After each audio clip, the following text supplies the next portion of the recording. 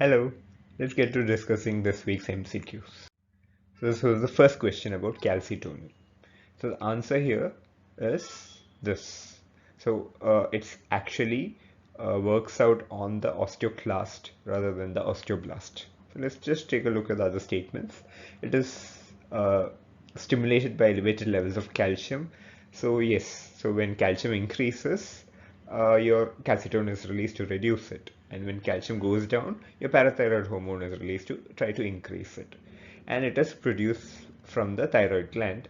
And another product, which is a calcitonin gene related peptide, is something that is released in your brain. So it comes from the same gene pool, but there is some sort of difference in how it is, the gene final product is sliced up. So that difference is there, resulting in a different product, and in the brain it acts as a neurotransmitter.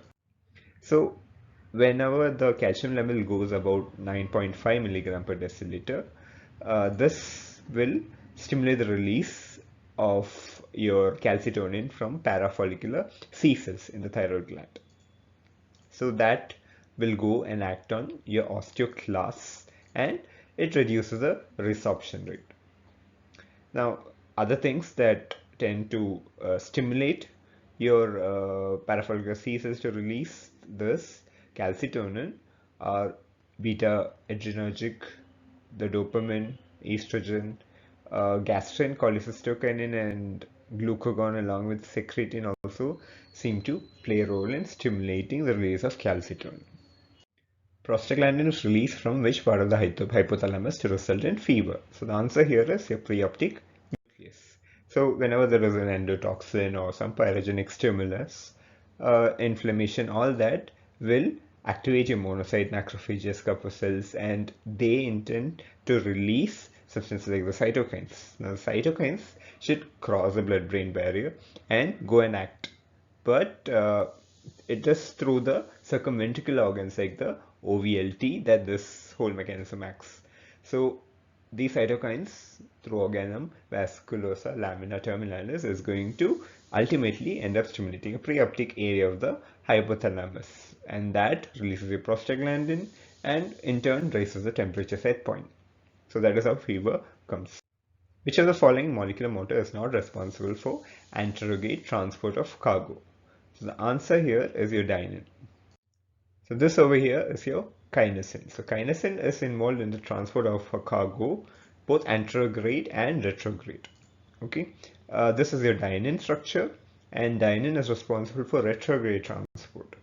Then we have your myosin 5. So the most common myosin that we normally know of for contraction is your myosin 2. This myosin 5 is responsible for transport of cargo. Okay, so this also is generally anterograde in nature. So dynin is the answer because that is the only one which is retrograde and not anterograde. Example of pseudo-unipolar neuron in humans. So the answer here is your dorsal root ganglion cells.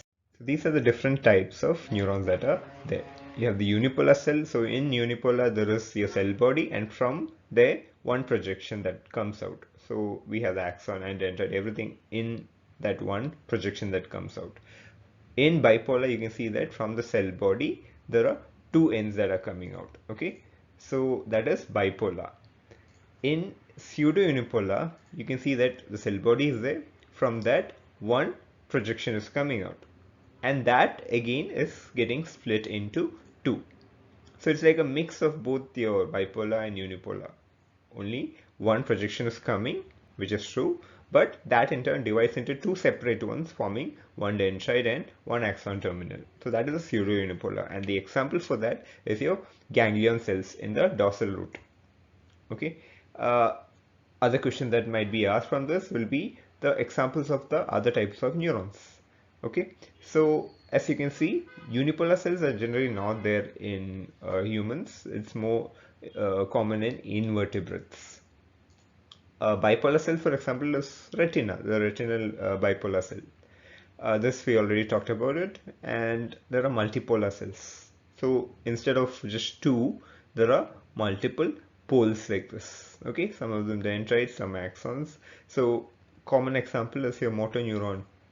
okay, the alpha motor neuron in the spinal cord. And then you can see this type in the pyramidal cell of the hippocampus. You can see the Purkinje cell of in the cerebellum. So these are all different types of your multipolar cells. Calculate the respiratory minute ventilation if tidal volume is 400 ml, dead space is 150 ml, respiratory rate is 16 breaths per minute.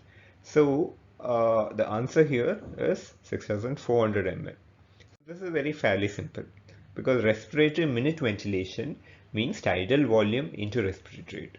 It just means how much amount of air is moving in and out of the lung in 1 minute. So mm, like every breath is your tidal volume. That much volume is coming and going as long as it's eupnic. And the number of times that happens in 1 minute is your respiratory rate. So multiplying that will give you the total amount that is moving in and out. So that is your respiratory minute ventilation. So the value that were given is 400 ml and 16. Okay. So on the other hand, if the question was alveolar ventilation, so over there, you have to think of the dead space, the part that is actually taking part in ventilation and goes into the respiratory part of the membrane and goes into respiration. That is important. So that is 400 minus 150 into 16. So that is the difference between respiratory minute ventilation and alveolar ventilation. Okay, so in case you have any doubts on this, let me know in the comment section. I'll make a separate video explaining in detail why and what is the difference between respiratory ventilation and alveolar ventilation. Which of the following is a colorectic?